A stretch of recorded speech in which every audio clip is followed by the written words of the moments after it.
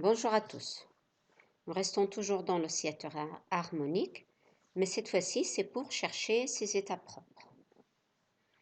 Alors, on va travailler dans la représentation position, qui est représentée donc par l'ensemble des quêtes propres x, dans laquelle l'opérateur px est représenté par l'expression moins ih bar dérivée par rapport à la variable x.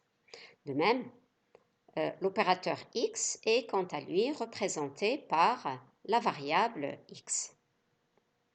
Eh bien, dans cette représentation, on va venir remplacer dans l'expression des opérateurs a- et a+, précédemment introduits, l'expression de l'observable x par la variable x et l'expression de l'observable px par dérivée sur dx. On va ensuite procéder par un changement de variable, par souci de simplification tout simplement.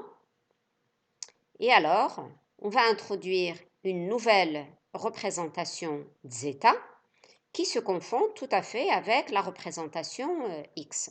C'est une nouvelle représentation position dans laquelle l'expression des opérateurs a+ et a-, elle se voit très simplifiée. Donc, si je veux l'opérateur A+, eh ben, ça va être 1 sur racine de 2 zeta moins la dérivée sur zeta. Et si je veux l'opérateur A-, c'est 1 sur racine de 2 zeta plus la dérivée par rapport à la variable zeta. À partir de l'équation que nous avons déterminée dans la capsule précédente, à savoir l'action d'un opérateur d'annihilation sur l'état fondamental de l'oscillateur harmonique donne un quête qui est nul, nous venons projeter cette équation vectorielle dans la représentation zeta.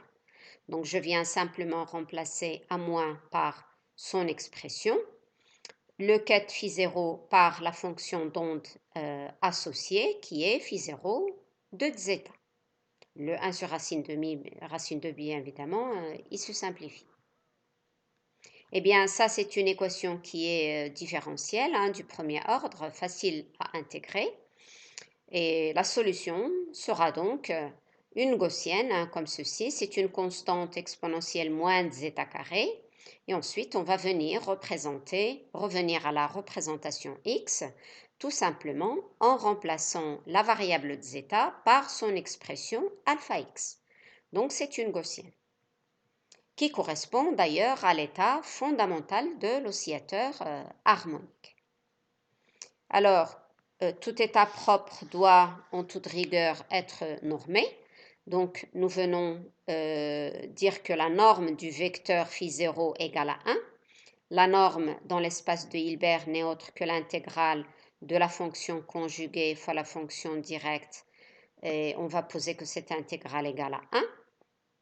Ici, nous sommes en présence d'une fonction qui est réelle, donc son conjugué se confond avec elle-même, et donc cette intégrale-là va se réduire à une intégrale de la même gaussienne dans laquelle le 1 demi va se simplifier. Donc c devient c au carré, et je vais écrire que toute cette quantité-là, elle vaut 1. Partant du fait que l'intégrale d'une gaussienne vaut cette quantité-là, pi sur alpha, eh bien, ça va me permettre ici de déterminer la constante c au carré, que je viens ensuite remplacer dans la fonction d'onde phi0. J'obtiens ici une fonction d'onde qui est de l'état fondamental de l'oscillateur et elle est normée. Si nous cherchons maintenant à déterminer tous les états propres de l'oscillateur, eh bien, vous voyez qu'il suffit d'appliquer l'opérateur création cette fois-ci à la puissance n à l'état fondamental. Je vous rappelle que cette expression-là, nous l'avons vue dans la capsule précédente. Le 1 sur racine de n factoriel n'est autre qu'un facteur de normation. C'est-à-dire, si vous partez d'un état phi0 normé, l'état phi n que vous obtenez est également un état normé. Vous n'avez pas besoin de le renormer. Donc, dans cette expression-là, je vais la projeter d'une part dans la base zeta, c'est-à-dire je remplace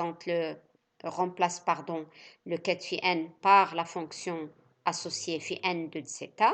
Je remplace le quête phi 0 par la fonction phi 0 de zeta et je remplace l'opérateur a plus à la puissance n par son expression dans la représentation zeta. D'accord?